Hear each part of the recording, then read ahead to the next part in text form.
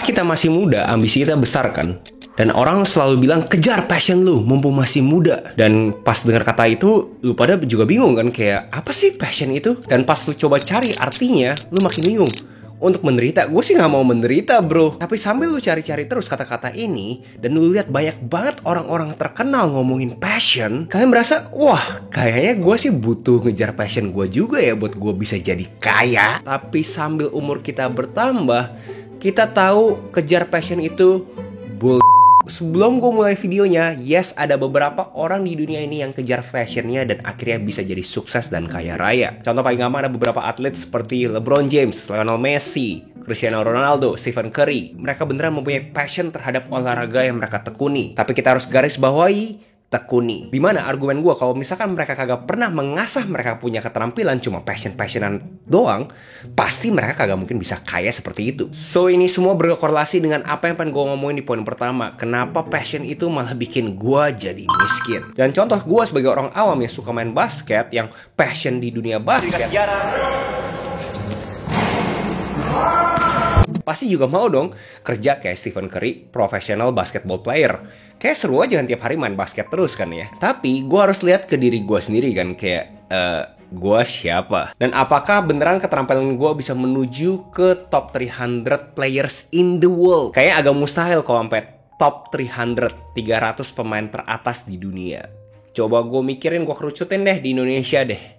Tapi begitu gue lihat finansial di dunia basket Indonesia, pas gue meranjak dewasa, gue lihat kok finansialnya nggak sesuai dengan ambisi finansial gue. Takutnya gue pursue passion gue, tapi malah jadi, karena kalau pas gue hitung kalau misalnya gue mau punya dana darurat pas gue umur 60 dengan ambisi finansialnya gue, kayaknya dunia basket ini tidak bisa mengakselerasi ambisi finansialnya gue. So itu masuk ke poin pertama gue, kenapa menurut gue passion itu bisa bikin gue ataupun kalian jadi miskin. Kalau misalkan dalam konteks uang itu bukan terefleksikan dari seberapa passionate-nya kita terhadap suatu aktivitas. Uang sama dengan nilai tambah. Nilai tambah apa yang kita berikan dalam suatu produk ataupun jasa di masyarakat sekitarnya kita. Ya kalau misalnya kita tidak punya nilai tambah, ya kita kagak mungkin bisa mempunyai uang, sesimpel itu. Mungkin di sini ada yang bingung kayak, bro kan ini kan semuanya harus start with why bro. Katanya si Simon Sinek tuh yang cowok kacamata yang suka ngatain millennials itu kerjanya malas-malasan dan sekarang ngatain Gen Z. Yes, start with why. Emang kenapa lu ngelakuin ini? Tapi kalau kita ngomong pada umumnya, orang-orang tidak mempunyai privilege untuk langsung mengakses dia punya passion. Kalau kita ngomong secara makro, manusia pada umumnya butuh tuh namanya memenuhi dia punya kebutuhan,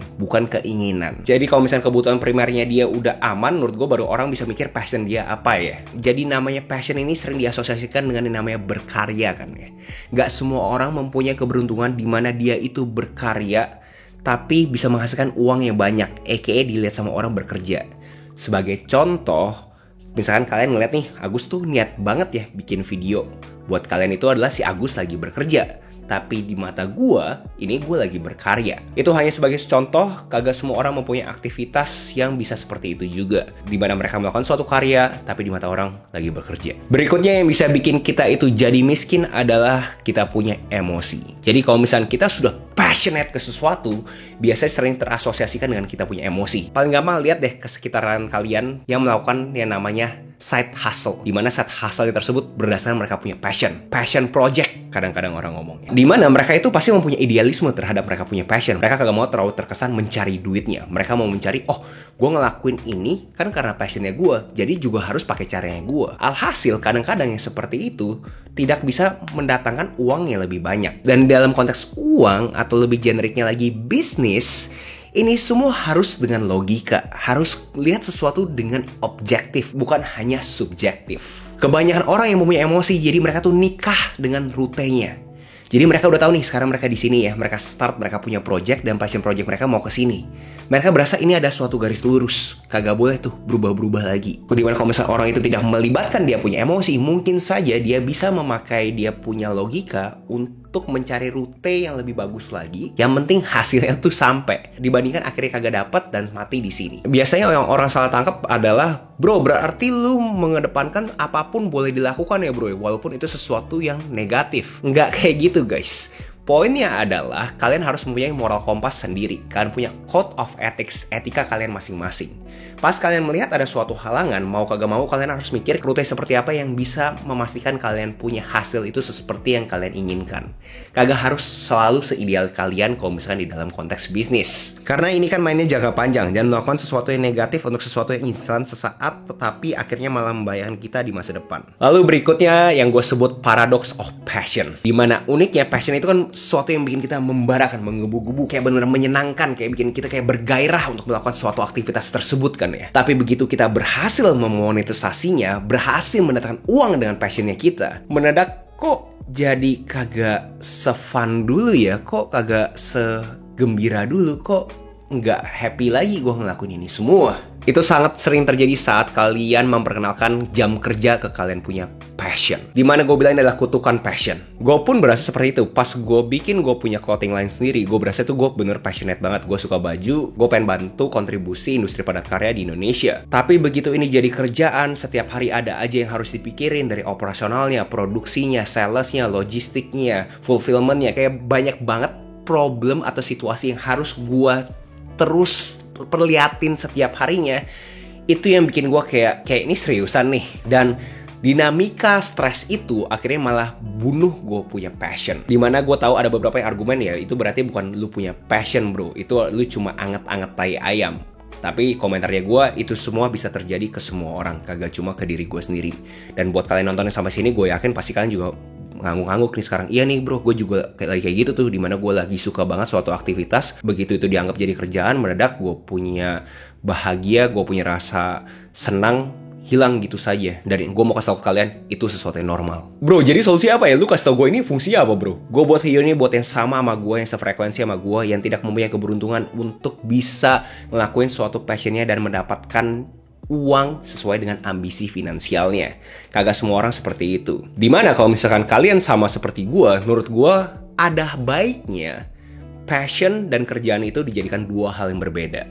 Kagak usah jadi satu guys. Yes, gue tahu kalian udah lihat video Steve Jobs kasih tahu bahwa kalian harus punya passion. Itu bener. Tapi pertanyaannya, kalau misalnya kalian beneran sesayang itu sama passionnya kalian let it be. Kalian otakin passionnya kalian ke kalian punya jam luang. Jangan masukkan passionnya kalian ke jam kerjanya kalian. Karena begitu masuk ke jam kerjanya kalian, itu akan ada dinamika kerjaan yang memungkinkan untuk bunuh passionnya kalian. Karena kalian kagak bisa lihat Steve Jobs cuma plek-plek cuma ngomongin passion gitu doang loh. Dia itu adalah seorang visioner. Dia mempunyai idealisme terhadap kayak 10 tahun, 20 tahun ke depan tuh dunia seperti apa. Dan dia mempunyai ego juga untuk merealisasi dia punya vision.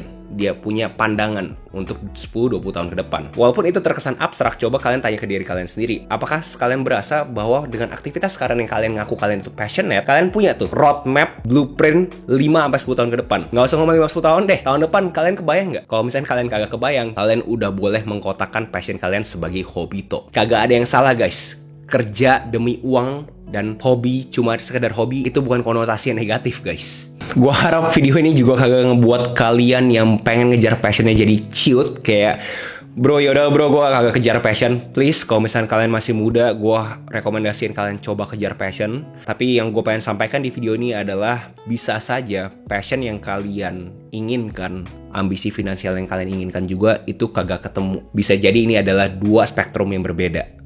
Di sini passion, ini ambisi finansial. Tapi kalau kalian yang jago, pasti kalian bisa ketemuin di tengah. Kalau di konteksnya gue kagak bisa. Tujuan video ini bukan buat nakut-nakutin kalian kayak kagak boleh kejar passion, tapi lebih pengen kasih kalian suatu gambar realistik terhadap orang yang mencoba mengejar passionnya di awal karirnya dia. Dimana hasilnya kagak selalu bagus seperti yang kalian kira kayak yang ada di film-film gitu loh. Apakah worth it untuk kalian coba kejar passionnya? Itu kalian yang bisa jawab. Tapi mungkin aja, contohnya seperti gue, passionnya gue dan ambisi finansial gue itu jadi dua spektrum yang berbeda. Tapi mungkin aja juga kalian itu bisa kayak Steve Jobs, dimana bisa jadi satu poin kesamaan, tergantung kalian. Dan buat kalian yang masih pengen kejar, gue pengen rekomendasiin satu website namanya lnk.id, di mana kalian bisa bikin website gratis di sana dan langsung bisa jualan juga digital dan physical product. Dan uniknya apapun yang ada di LinkedIn Pro, di LinkedIn gratis guys. So website ini sangat ngebantu kalian, orang-orang yang mempunyai jiwa entrepreneur sangat tinggi, jiwa pengusaha sangat tinggi untuk memulai bisnis online-nya tanpa modal sama sekali.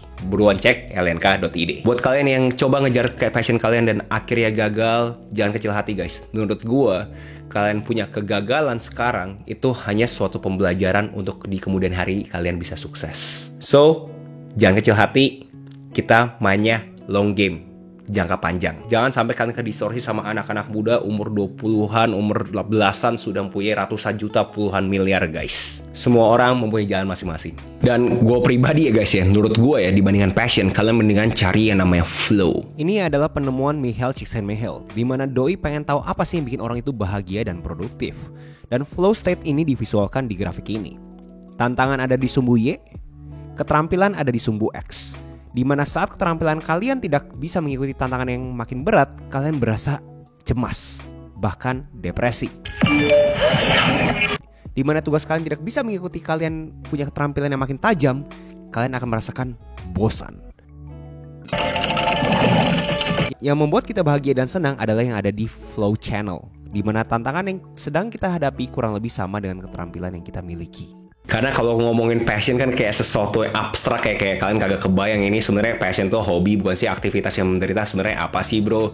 Tapi kalau misalkan flow kayak sesuatu yang tangible kan ya, dimana kita punya keterampilan kurang lebih sama kita punya tantangan. Kayak kalian bisa ngukur nih kira-kira yang mana dibandingkan passion sesuatu yang abstrak. Mungkin di sini ada yang berasa bahwa bro kenapa apa-apa uang gitu. Tergantung kalian. Kalau misalnya kalian berasa bahwa kalian bisa menjalani passion kalian tanpa harus menghasilkan uang, menurut gue itu the best case scenario. Menurut gue kalau misalnya ada satu big point terhadap video ini adalah kalian punya kebahagiaan sih. Dimana kebahagiaan kalian datang dari mana? Kalau misalnya kalian udah cukup bahagia dengan 2 jam menjalani kalian punya passion dan abis itu 8 jam kerja, menurut gue ya cukup. Tapi kalau misalkan kalian sekarang lagi berasa lagi kayak bingung mau kemana, kayak apa yang harus kalian lakukan, kenapa passion kita kagak dapat duit, menurut gue udah saatnya kalian coba breakdown kayak apa sih yang menurut kalian bisa menghasilkan uang sesuai dengan ambisi finansialnya kalian, dan apa yang kalian mau kerjakan dengan passionnya kalian. Kagak semua orang mempunyai privilege untuk melakukan suatu karya yang dianggap semua orang bekerja. Itulah kenapa banyak banget jargon starving artis, dimana seniman yang terlalu memegang idealisme dia tapi akhirnya kelaparan. Itu aja video essay hari ini. Next kalian pengen gue bawain video apa, tinggal komen aja di bawah. Jangan lupa like, comment, subscribe, nyalain notifnya, share ke teman kalian, and I'll see you in next video. Salam kreatif.